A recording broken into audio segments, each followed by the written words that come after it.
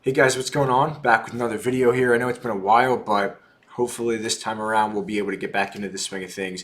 I have a lot of really cool ideas, starting off with this one. Hope everyone's doing well. I hope COVID isn't too difficult. Here in the States, it's certainly an up and down roller coaster, but all that aside, what we're going to be talking about today is my best advice that I can give someone who's wanting to learn how to code. I've now been a professional software engineer for 2.5, 3 years, something like that. And while I fully realize that there are a ton of people with a lot more experience than I have, I think that I come at it from a pretty unique perspective because I didn't go to college for computer science or software engineering or coding of any kind. I also didn't go to a boot camp. So boot camps are really popular. I don't know if they're still as popular as they were maybe 5 years ago or something like that, but they're out there and a lot of people go through boot camps. I didn't do that. I'm actually completely self-taught. I've had a lot of really awesome coworkers that have been willing to teach me things and kind of help me out and give me a little nudge here and there. But ultimately, I feel that I've been able to contribute to the team and to the code in the same way that they have. So I think with that experience and with that journey through this process and through software engineering, I think that I have a unique perspective to be able to pass on to you guys in terms of my advice that I would give to anyone who's wanting to get started. And then we're also going to talk about maybe some mistakes that I see other people make, and as well as some starting points that I think would be a really, really good place for anyone to kind of jump into if they're really serious about wanting to get into this as a profession or even just as a hobby, because it is a lot of fun. So the first thing that I would suggest doing is asking yourself why you want to do this. And actually, this would probably be my advice no matter what you're doing in life, is to ask yourself why, to figure out your why, right? There's a really good book called Start With Why by a guy named Simon Sinek. It's more of a marketing, or well, actually less so marketing, more so business kind of oriented book, although there's some marketing stuff in there. But basically his whole premise of the book is that people don't buy what you do, they buy why you do it. And I think that that's true not just for actually like consumers purchasing a product. I think that's also true for when you go to look for jobs to get. People aren't going to really look at exactly what you know at that moment. I mean, they will to a certain extent, but a big thing that they're going to ask themselves behind the scenes when they talk about how their interview went is they're going to be asking, does this person have the passion? Do they really want to, do this kind of stuff? And if the answer is yes, because your why is really good and it's genuine, then you're more likely to get the job. I think that a lot of people also, I'll take this another step. I think that a lot of people kind of set themselves up for failure because they don't have the right why, right? Their reason for learning how to code is because they simply like that there's a lot of money or potential for a lot of money, or they just like the job security or something like that. And coding isn't really one of those jobs that you can simply just do because you think it's a nice job to have. You really have to enjoy it to be able to get anywhere within this profession. And personally, I love that, but it's something to definitely keep in mind because it will 100% play a role in the outcome or in your potential in terms of learning how to code. The next thing that I would recommend, I just have my notes here, is to start out as a generalist. And what I mean by that is don't 100% have set in stone, tunnel vision set that you're going to do, let's say, mobile app development, so make iPhone or Android apps, or that you want to do, just React, or, you just want to do game development. I mean, maybe in something with game development, you can do that because it's so specific. What I would suggest doing is starting out as a generalist and just picking up a little bit of everything. Don't be afraid to try new things. See if you like them, see what they feel like to you, because certain languages, certain frameworks, certain libraries, certain types of software development are going to feel different, and you're going to be able to grasp them at a greater level than you will other types of software development. You might find that writing in C or something of that low level nature is really not what you want. But then to a different person watching this video, you might find that that is what you want, and you can do some of the same things with something like C and JavaScript, right, in terms of outcome. But JavaScript certainly has its advantages for certain things. C definitely has its advantages for other things. You just really have to try it in order to figure out what is best for you. And I would say don't be afraid to try it, because that's the most important part, especially when you're just getting started and really the world is your oyster to a certain extent. So I want to talk about now two mistakes that I see people make when they're learning how to code. I'm definitely not innocent in this. I think sometimes I still do it.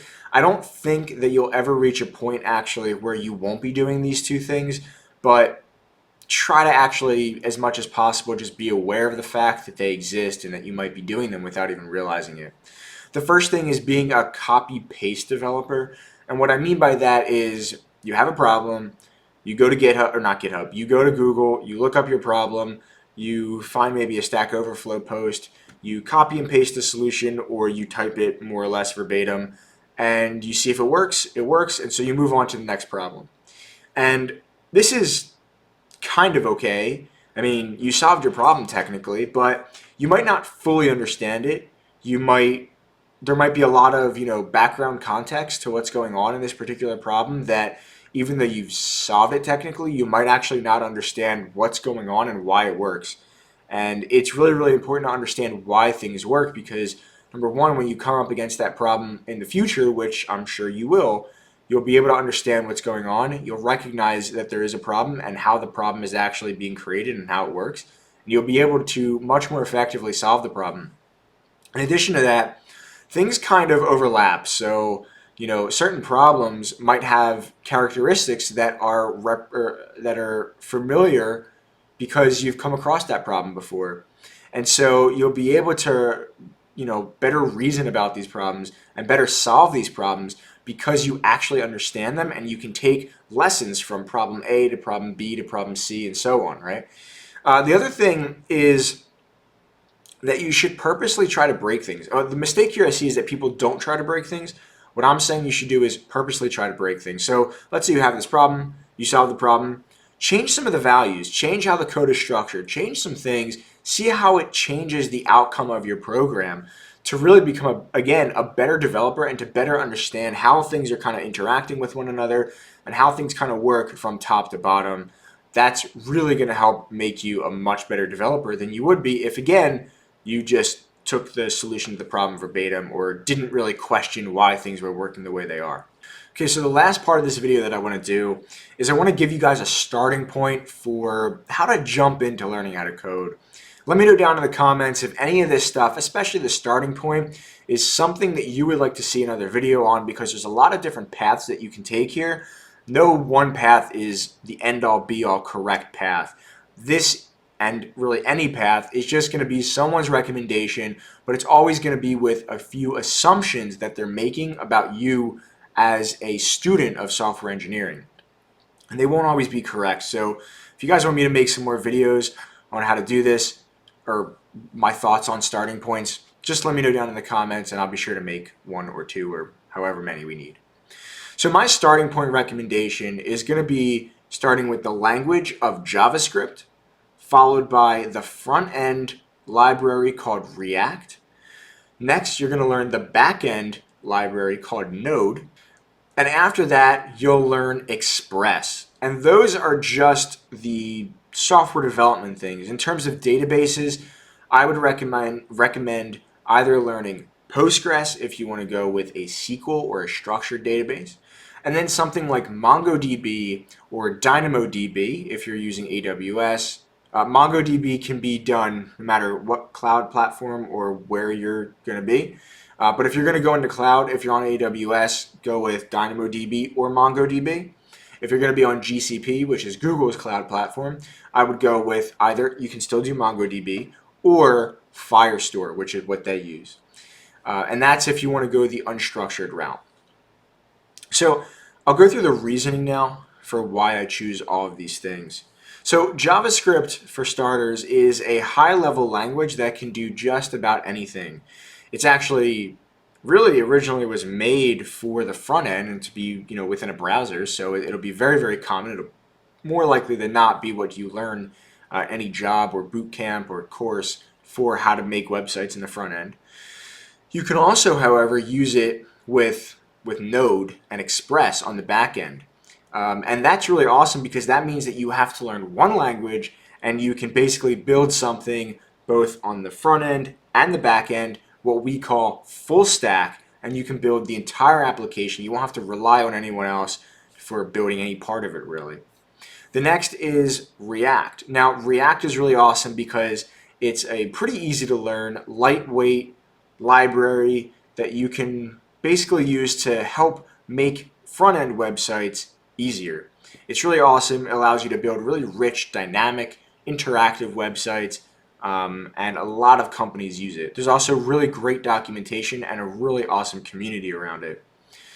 The next thing is Node, which I touched on when I was talking about JavaScript, but Node basically is a way to use JavaScript on a server to create your backend or your APIs or something like that. And then Express sits on top of Node, and it basically makes using Node easier. It's basically a framework for Node. So I would go with that stack. You'll sometimes hear it called the MERN stack for, MongoDB, which is a database, which I didn't really touch on, but I'll get there. MongoDB, Express, React, and Node. And they all use JavaScript, so that's kind of implied. Now, as far as the database goes, oh, and by the way, all these technologies are very, very common at companies. So you'll be setting yourself up to be able to find jobs once you feel comfortable looking for an opportunity to do this stuff professionally. The reason I suggest using Postgres is because it's an extremely popular SQL or structured database. It's actually one of the most popular. It works extremely well. It's very performant. You can do a lot with it, and it's pretty easy to use, all things considered. Now, the reason I suggest going with MongoDB is because it's a really popular NoSQL, which you'll hear that term a lot. NoSQL is pretty vague, though. It's actually really vague. But it is a document database, to be more specific. And it's one of the more popular ones, maybe even the most popular one. But it's also platform agnostic, which means that let's say you wanted to throw up your website, you wanted to deploy it to the cloud, which is, just basically means servers somewhere that aren't in our actual home or wherever you are. You can use MongoDB on AWS, you can use it on GCP, you can use it on DigitalOcean, you can use it on Linode, whatever you want. Now, when it comes, and that's why I suggest doing that, because it's extremely capable, it's extremely popular, feature-rich, fast, performant. It's also open source, which means that it's free. They do have a paid version, but you can do everything you need to with the open source version as well. And you can throw it wherever you want. The reason I would suggest going with DynamoDB is because it's an AWS service, which means that you don't have to worry about doing anything. You can just use your database however you want, really. And it's very fast. It's very scalable. I believe it's cloud native, which we're not going to get into in this video, but we'll touch on that in the future video at some point. And it is pretty popular as well, and it's a great database. Now, Firestore, and that's for AWS, by the way, Amazon Web Services. Now, Firebase, on the other hand, I don't think it's as popular as DynamoDB, rather. It's also cloud native, I believe, which, again, we'll get into in another video. But it's also very performant. It's also very capable. And it's also fully managed, which is awesome. It means you don't have to do anything. Now, there are ways to make Postgres fully managed. For example, Amazon, or I think it's AWS or Amazon RDS, as well as Cloud SQL. Those are both managed services that Google and Amazon will provide you with to be able to use. They have a number of different flavors of SQL databases that you can use. I'm just suggesting going with Postgres, but either way, they're all, transportable, or at least Postgres and Mongo are transportable between cloud providers, whereas Firestore you can only use with GCP, DynamoDB you can only use with AWS. So I hope that answers a lot of your questions that you didn't ask me, but I'm sure you have. I also hope that this kind of helped you out if you're just getting started or if you're thinking about wanting to learn how to code, this is definitely a great starting point. And I think at this point in time would be my best advice for getting started. If you guys, again, have any questions or want to hear about anything more specific, let me know down in the comments below. If you would, please hit that YouTube, the like button down below, the YouTube like button. No. It's hit the like button for the YouTube algorithm. That's what it is. So please do that. Helps out my videos, helps out my channel. Thanks so much for watching, and I'll see you guys in the next video. Take care. Peace.